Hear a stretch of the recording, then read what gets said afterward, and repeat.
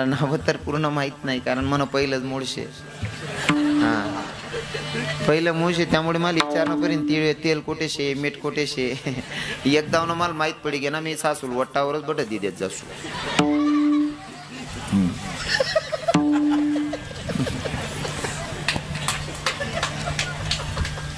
पहिला मग ते असं वातावरण होतं, म्हणतो वा सुरुवात भारी होईनी, बोललो की गैरा बारिश आहेत, एवढा भारी सत्कार करानात म्हणतं. मन बी चित लाग गई. पण बाकी नाही सारा करे तू भाऊ असा काय करानात म्हणे, असं करी निघ्यात त्या. आपल्या असं वाटत आपण लोकेला असतो, लोक आपले बी अशी निघ जातात.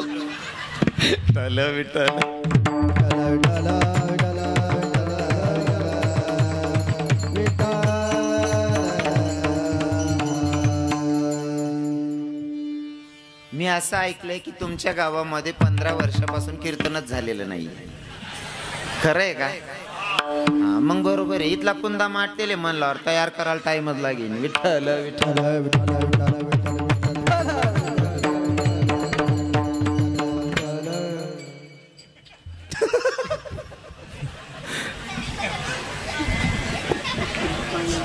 चांगले बा. काही का असे ना, तुमच्या मनामध्ये आलं की कीर्तनाचं आयोजन करायला पाहिजे, कीर्तन ठेवलेले हे महत्वाचं आहे. हा, आनंद वाटतोय. पण मी तुम्हाला एक सांगू का? पायातली चप्पल काढून बसा रे. हे दादा, कीर्तन आहे नाही, देव न राहत भाऊ, चप्पल काढून बसू. बोलता तमासा डांगळा दका तुमले काय काय शिकवणार हो काका. तुमनी परसा दे का पेटान संगे दोर बी लय फिरत जाऊ रे.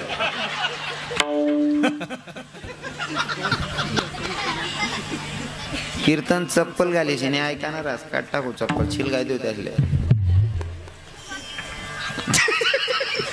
त्यासले काही घेणं देणं नाही. त्या चाव्या बहिणी तुमनं मोडल्या, पहिले तुमनं मिटाळल्या म्हण काय मी कोय बीरा असू काय तांगडू घुस ना भू काय फस ना भू. मी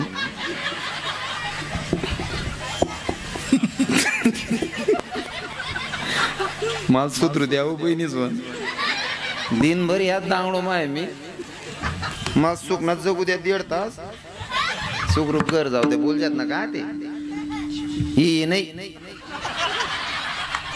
आज नको, कारण नसताना पुढे आज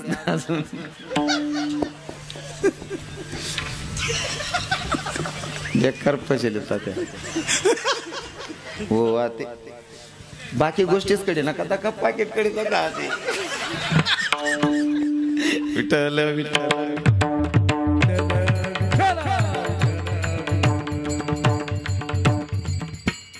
खरं सांगू का, माझा स्वभाव थोडा विनोदी आहे, त्याच्यामुळे मला जर हसायची सवय आहे. अजिबात गैरसमज करायचा नाही. तुमचं 15 वर्षाच्या नंतर जरी कीर्तन असेल, पण तुमची बैठक सांगते की तुम्ही किती भारी बसलेले. विनोदाचा भाग वजा करा.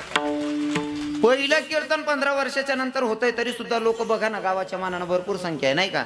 नाही ते 15 नाही, तुम्हाला गावात 15 वर्षापासून कीर्तन नाही, जडे 15 वर्ष सप्ताह घ्या तरी इथला लोक जमतात नाही. हा, मग तुमनं गाव चांगलंच म्हणणं पडेल.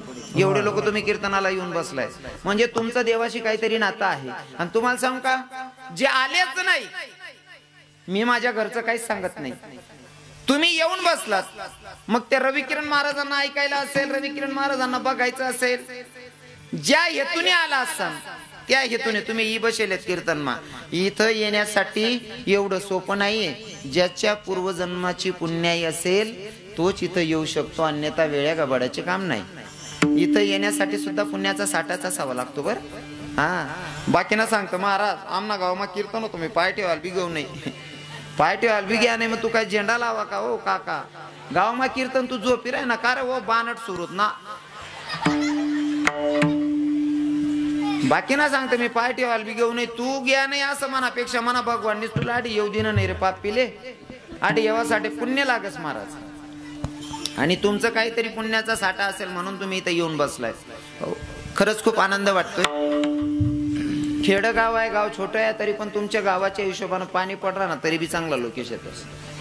हो, महिला मातांची संख्या चांगली आणि विशेष करून म्हातारे बाबा पण आहेत आणि तरुण भाऊ पण कीर्तनाला आहेत. धन्यवाद सगळ्यांचे. फक्त एक कीर्तन आहे ना, मी सांगत राहा स्वाती सरी गे बट आमनं मनानं मधमा 1-2 म्हणत जासू तेवढा. तुमले असं वाटणं यास ना काय चाली भाऊ नाही आता सांगसो बी मी बोलसो बी तुमले ऐकायला भेटेल. आलेले सगळे श्रोतेगण बरेच बाहेर गावाहून मंडळी आलेली आहे. माझ्यावर नितांत प्रेम करणारे आमचे कुसुम तेलचे सगळे मंडळी, आमचे संदीप दादासाहेब सरपंच आहेत, आमचे संजय पाटील साहेब आहेत, अजून सगळेच मंडळी आलेली आहे. हो, आता प्रत्येकाचं नाव मला तुमचंही घेणं काही शक्य नाही, कारण माना पहिलाच दा येणं शे आहे राणी समजस ना तुमले.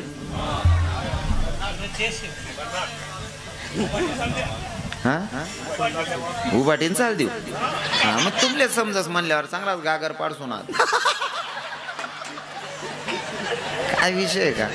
मी काबर विचारलेच बाबा आई दादा, कदाचित तुम्ही नांदगाव मध्ये येतात ना, तर नांदगाव मध्ये मराठी जास्त चालते नाही का, आयराणी समजते की नाही हा प्रश्न असतो.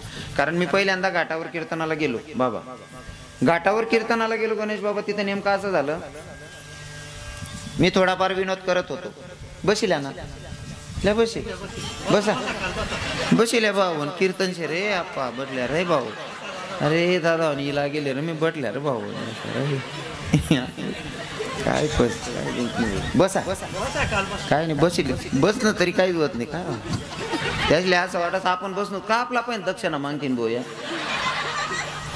बशी घ्या बिचारा समजदार होतात त्या. वा वा, मग आता कितलं भारी वातावरण दिकी राहिले. बसिल्या त्या मग काय घ्या बसून घ्या बस घ्या. हा मी सांग दिसू त्यातले मौली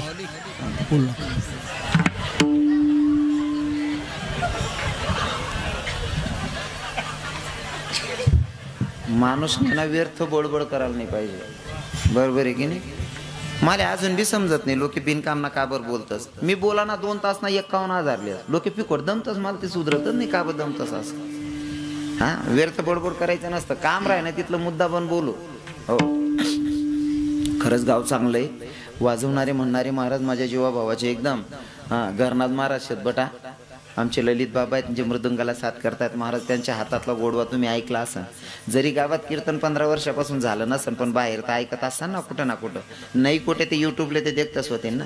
इतका गोडवा फक्त आमच्या महाराजांच्या हातात आहे. महाराज ऐकत राहावं त्यांचा पकवाज. मी नेहमी सांगतो पकवाज ऐकावं आमच्या ललित बाबांचा. आणि इकडे गायनाचार्य आमचे तिघही महाराज, इकडे आमचे गणेश बाबा आहेत, इकडे आमचे तात्या बाबा आहेत, महाराजजी नरेंद्र बाबा आहेत. वा, भागाभागातून परिसरातून आलेले सगळे श्रोतेगण. पेटी मास्तर बाबा शेत बाबा या परिसरातलेच आहेत. अप्पा धर्म अप्पा ना आपले. हा बरोबर, आपला संगीत शेत नाही का. हा बटा मग सावालाच शेत आधी शूटिंग वाला सहित. वा वा, अक्का भाऊ म्हणलं येईल तू. वा चांगला नाही पाहिजे हो आपला आपला माल बी असा 4-5 लई येणा पट्टीन चाला, मधमा मरणू बिरणू 4 खांद्यान 5 वाग्या पाहिजे ना असा प्रसंग. काय करी माणूस मरीत जाईल.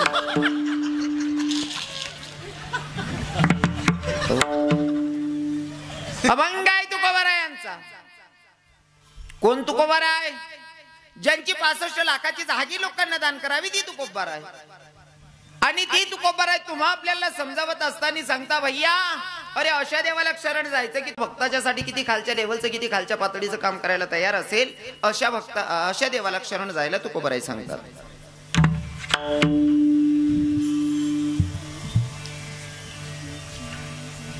चप्पल काढली भाऊ, बटे चप्पल काढून घे.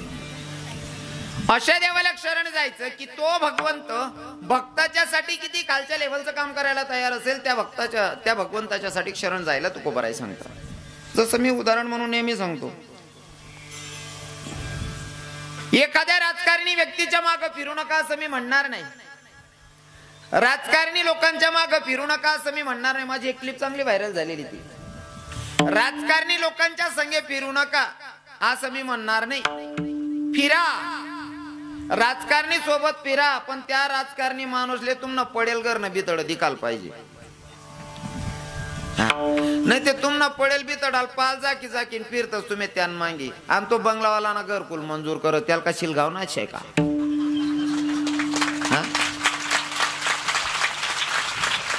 अशा व्यक्तीच्या मागे फिरायचंय की तो आपल्यासाठी जागा झाला पाहिजे. तुकोबाराचे सांगतात की अशा देवाला शरण जायचं की तो भगवंत भक्ताच्यासाठी किती खालच्या लेवलचं काम करायला तयार असेल. तुकोबाराय काय सांगतील आपण तुकोबारायांची पायाची दुरई बनू शकत नाही, पण मी उगा प्रयत्न करणार आहे. भक्ताच्यासाठी भगवंत किती खालच्या लेवलचं काम करतो. देवाने आपलं काम करावं त्याच्यासाठी आपण देवाला शरण गेलं पाहिजे. आणि नुसतं शरण जाणं म्हणजे पाया पडून निघणं नाही, तर अंतःकरणापासून शरण जाणं पाहिजे. जसं की भिल्ल समाजामध्ये शबरी माता जन्माला आली. तुमच्याकडे आदिवासी समाज आहे का? आहेत का? भरपूर आहे. भरपूर आहेत ना. हा, त्या आदिवासी लोकांची भाषा आपल्याकडचे आदिवासी तसंच बोलतात का? हो हो. काही जाहीर नाही हा. जमन बा.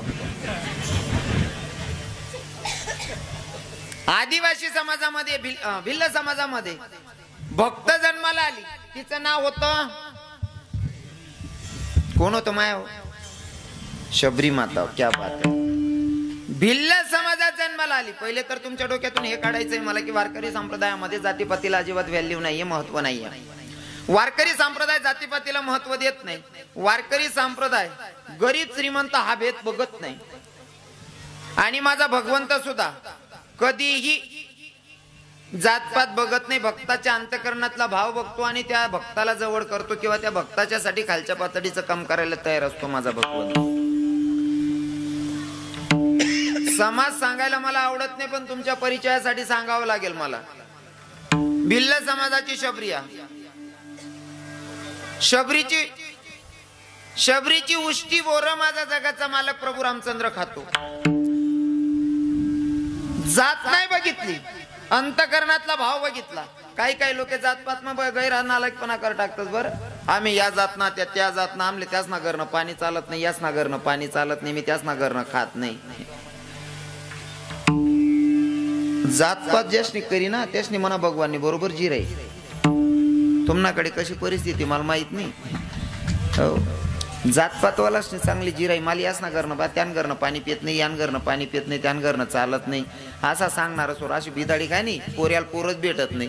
तताईन करलंय ना कार बाबा, या ते कोणती जात नाही काय या ते तुला रांधेन का वाढेल का खाऊ.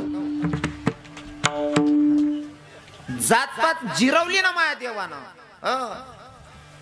आणि तुम्हाला सांगतो, डोक्यातून पहिले काढून टाका, ज्या आदिवासी आपण कमी समजतास ना, काही गोष्टी त्याच ना पण शिकासारख्या राहतीस. बरं हा, थोडं जड जाई बाकी ना लोकेशले म्हणा बोलणं. आदिवासी लोक आहे पण त्याच ना पण काहीतरी शिकाणार आज काही गोष्टीच मा. जसं का लग्नच मा आदिवासीच मा एखादी नवर देऊन माय रुसताना ते केले का तुम्ही? हा, जेवणच नाही करायनी बा असं केले नवर देऊन माय नाही ना. नाही ते आपला उजी बारी जात ना, स्वतःला बारी जात ना म्हणणारा. एक बहीण जेवता जेवता ताटवरते उठीन या तिने घेऊन नवरीन माय नवरीन मावशी नवरीन काकू बड्या रावण्या करे, ताई खायल्या ना, ताई खायल्या ना. काय झालं? पाऊस चालू झाला हो दे ना, काय फरक पड रहा नाही. तुम्हाला वावरनं थोडं फार राहायचं असते, पडत पाणी मग कामे करतच तुम्ही. मग कीर्तन ऐका मग आपण कथा पाणी मग मरी जाय राहिनो. हा, देव नाही परीक्षा लिहि राय ना तू. मग तो परीक्षा लिहिना, त्याला जर जोडेल नशे तर तो परीक्षा लिहिना. थोडं का सांगू का, तुम्हाला घरमा 40-50 साड्या होतील, पण गाव जर जाणं म्हणते तुमले जी आवडत तीच साडी नेसतीस तुम्ही. बरोबर आहे ना? हो, जी स्वच्छ असेल ती धुई चोंटी येल वही गडी करीने प्रेस करीन टेल होई तीच साडी गाव जाऊन टाइमला नेसतात बहिणीसवान. तुम्ही सुद्धा 10 ड्रेस राहो का 20 ड्रेस राहो, तुम्हाला आवडता ड्रेसच तुम्ही घालतात. जो स्वच्छ धुएल वही स्वच्छ एकदम तो ड्रेस घालतात. बरोबर आहे ना? जर आपण साधारण लोक आवडतच त्या कपडा घालतस ते तो जगना मालक आहे. पहिले आपला मय धुईस आणि स्वच्छ करीन मग जवळ लिन तो. हा, 15 वरीच होई जायला म्हणल्यावर हाय परीक्षा आहे तुम्ही. महाराज कोणी सांग रे, यांनी पुरा किडा पाडणा लावणार रे.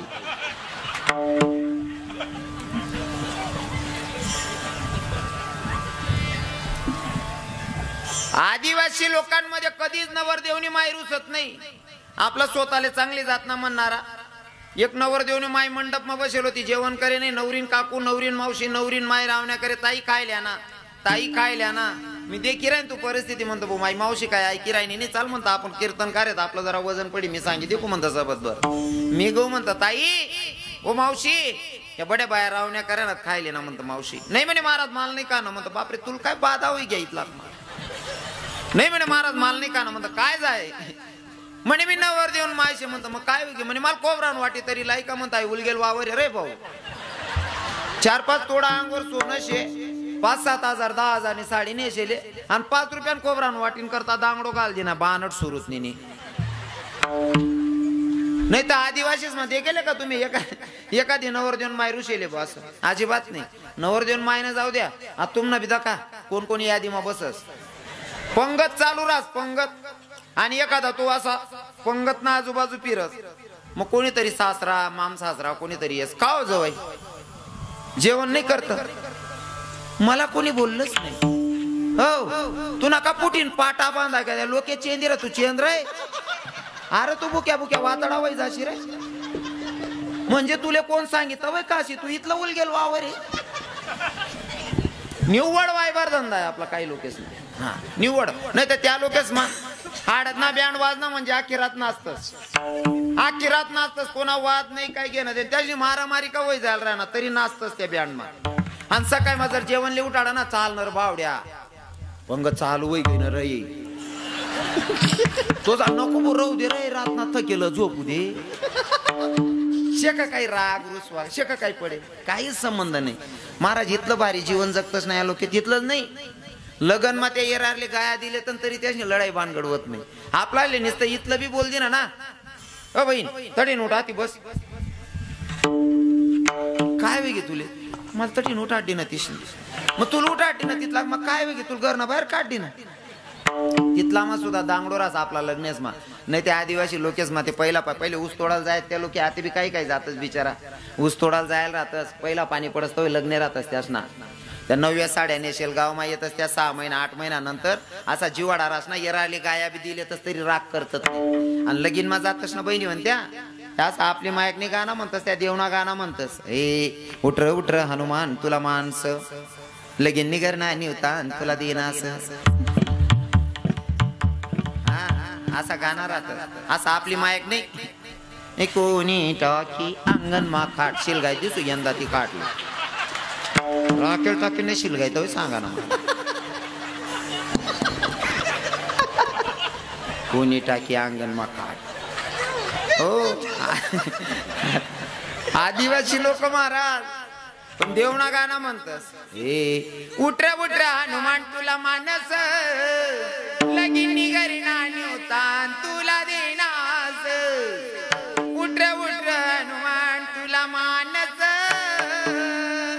लगीन निगरी नाणी होता तुला देनास देवना गाणं बरोबर आहे की नाही आणि गाणं म्हणे डोक्यावर त्या पापडनी तगारी राय टोपला मग पापडी आणि कुरडा येतात त्या बाबा हो इथलं बट ते राहे तसा मग वारा वादळ सुटे ती साडीनारी उडे तो पदरणारा उडे पापडेनारा उडत तरी येराले गाया देते तरी राग रुसवा नाही त्या येराले सांग लई नाही तर पापड लई नाही काही फिरणी माय लोकना बी नाही असेल लहाली बिना लहायला काही फिरणी वय नाही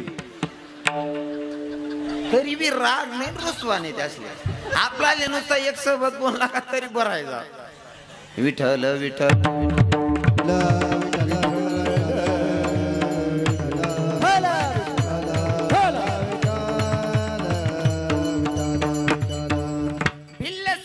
शबरी माता आहे महाराज पण भक्ती अशी केली की जगाचा मालक तिची उष्टी बोरं खातोय महाराज काय परमार्थ असेल काय भक्ती असेल नाही ऐका महिमा आवडती बोरे खाये बिलनी बोरे खाये बिलनी बोरे खाये बिलनी ऐका महिमा आवडती बोरे खाये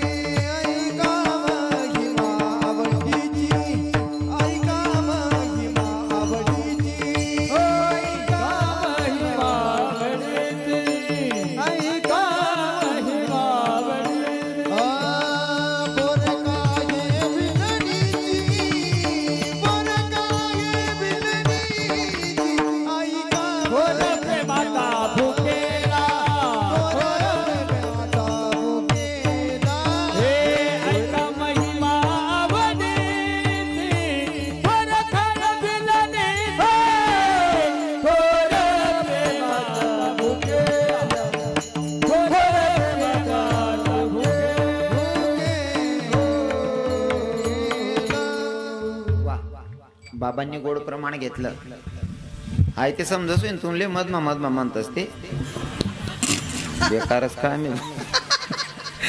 मी मजाक कराय ना तुमले बडा समजी राय ना एक जुना कीर्तन करणार थोडे ऐकलं होतं तात्या मी वारकरी वारीला जायला म्हणतात म्हणे मग दुपारने बरे जेवण टाइम आहे ना मग एक शेतकरी आव टाकली राहतात तर दुपारले डबा खावायला बसेल होता अहो वारकरी बी तडे आराम कर शेतकरी जेवणले बस ना आपला शेतकरीले दयारास कोण बस ना जोडले व 2 घास काही तो वारी चालणारा माणूस पंढरपूर जाय राहता शेतकरी जेवणले बसेल होता शेतकरी त्याला बी जेवाड दिन आता जेवाय गे आता वारकरीले आपला महाराज मंडळीला सवय राहत रिकामा टाइम आमनास भजने करा ना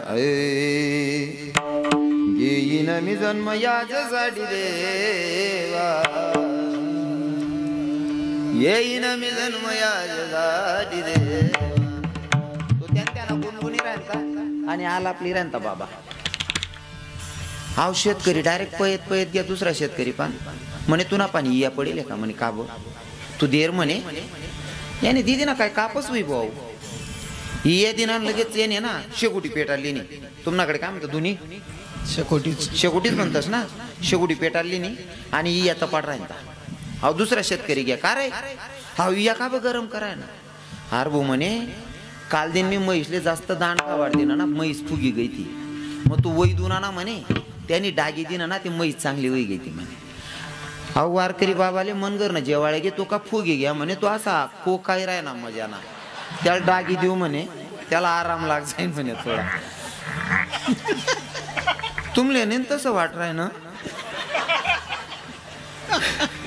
गोड प्रमाण घेतला आमच्या बाबांनी ऐका महिमा आवडीची बोर खाय भिल्लनीची हो थोर प्रेमाचा भुकेला हाची दुष्काळ कायला हो पोहे सुदाम देवाची फके मारे कोरडीची नाही का तो भावाचा भुकेला भिल्लनीची उष्टी बोर खातो हो किती खालच्या लेवलचं काम आहे माझ्या देवानं जात नाही बघितली पात नाही बघितली महाराज फक्त भक्तातल्या अंतकरणातला भाव बघितला आणि भाव बघून भक्तीची ताकद अशी आहे की भगवंत सुद्धा शबरीची उष्टी बोर खातो जात नाही बघितली तेच बोर लखनजीला दिले होते लखनजीन पैकी दिनात लखनजील दिनात ना खावाले ले म्हणे म्हणा भक्तांना प्रसाद याव लखन म्हणे बापरे आई दल्ली आटे जंगल माराय राहिनी म्हणे आई म्हातारी आणि तो काय कोलगेट होतं का काय होतं दात घस आले आणि 3 उष्टा बोरे खाना येतस पण माझा जगाचा मालक भक्ताच्या उष्टी बोर खातो भिल्लनीची उष्टी बोर खातो नाही नाही मार समाजामध्ये एक संत जन्माला आले त्यांचं नाव होतं चोखा मेळा मार समाजामध्ये एक संत जन्माला आले त्यांचं नाव आहे चोखा मेळा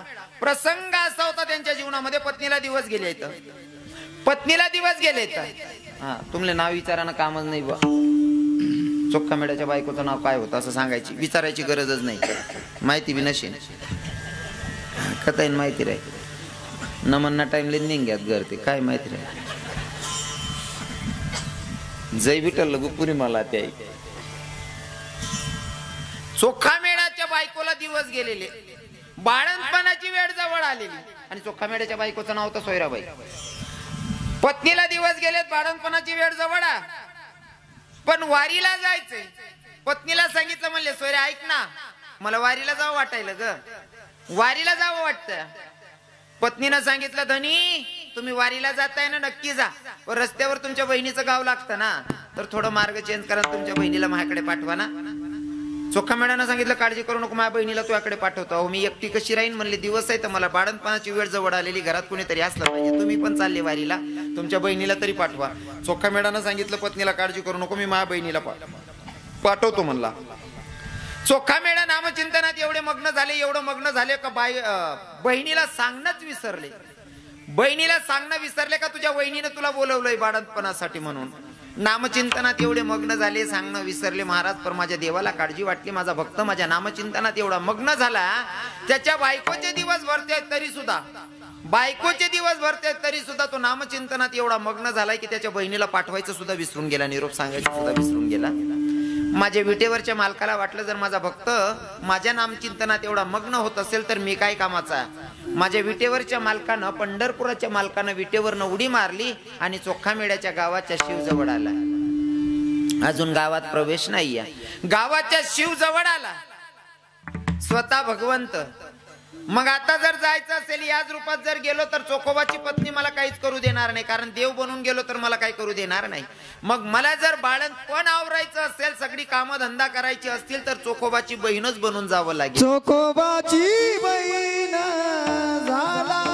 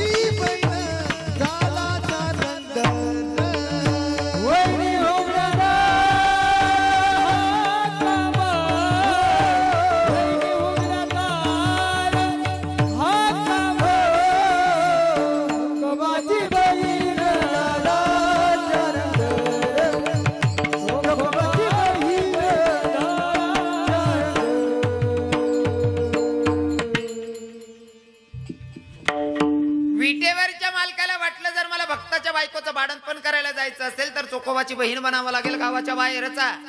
विचार करतोय चोखोबाची बहीण बनावं लागेल तर मला साडी परिधान करावी लागेल. कोण कोण विचार करतोय? स्वतः भगवंत. भगवंत विचार करतोय जर चोखोबाची बहीण बनायचं असेल तर मला साडी नेसावी लागल. माझ्या जगाच्या मालकानं नववार साडी परिधान केली माया हो. साडी नेसल्याच्या नंतर जगाचा मालक विचार करतोय जर मी स्त्री रूपात आलोय, मला स्त्री रूपात जायचं असेल साडी नेसावी लागेल. नुसती साडी नेसून चालणार नाही तर मला डोक्यावर पदर घ्यावा लागेल. कोण म्हणत? स्वतः जगाचा मालक पंढरीश पांडुरंग परमात्मा. जर देव पदरलेस वही बायना अवतार येवानंतर तर तुम्ही बाया जे तुम्ही लेवाल नको का? आठ बरं वातावरण दिगी ना, प्रत्येक बाईना डोक्यावर पदर आहे. नाही तर काय काय ठिकाणी आहे ना बाया पदरच लेतीत नाही. तुम्हाला सांगू का, चाळीसगाव मध्ये येतं का गाव? नांदगाव मध्ये येतं का? अच्छा. ज्या अर्थी तुम्हाला आयराने समजते म्हणजे तुम्हाला बऱ्याच गोष्टी समजी राहणार. हा, जळगाव जिल्ह्यामध्ये आपल्या महाराष्ट्रामध्ये जळगाव जिल्ह्यामधली मुलगी, जळगाव जिल्ह्यातली सून होती शाळेत, जी राष्ट्रपती झाली माय. काय नाव होतं? क्या बात आहे, राष्ट्रपती झाली माय. पर एखादा फोटो दाखवा प्रतिभा ताईचा ज्या फोटोमध्ये ताईचा डोक्यावर पदरच नाही असा एखादा फोटो दाखवा. हाय का? राष्ट्रपती होईगी माय तरी डोक्यावर तीन पदर पडू देणार नाही. आणि मन बहीण बचत गटनी मीटिंगले जास नि पोलो तिरपा कोस. हो काकू संगो काकू तू खिचडी वाटस हो बहीण. आठे राष्ट्रपती पदरले आणि संगू काकू ते पोलो तिरपा कोजिले पदर. आपली संस्कृती या डोक्यावर पदर, डोक्यावर पदर आलेल्या अतिथीचा आदर, सासू सासऱ्यांची कदर आणि पतीच्या सेवेला हजर तिलाच म्हणावं इंडियन मदर. ही आपली संस्कृती आहे. कीर्तनातून देव नंतर करतो. आपल्याला जगायची पद्धत, आपल्या धर्माचे नियम कळले पाहिजे, नंतर भगवंतापर्यंत पोहोचायचं नाही का? पहिले आपण हिंदू धर्मात जन्माला आलोय, आपल्या धर्माच्या नियमाचं पालन केलं पाहिजे. प्रत्येक स्त्रीनं, हिंदू धर्मात जन्माला आलेल्या प्रत्येक अविवाहित स्त्रीनं डोक्यावर पदर घेतला पाहिजे. डोक्यावर पदर का बरं लावायला पाहिजे? बहिणी सांगू का तुम्हाला सोपं करी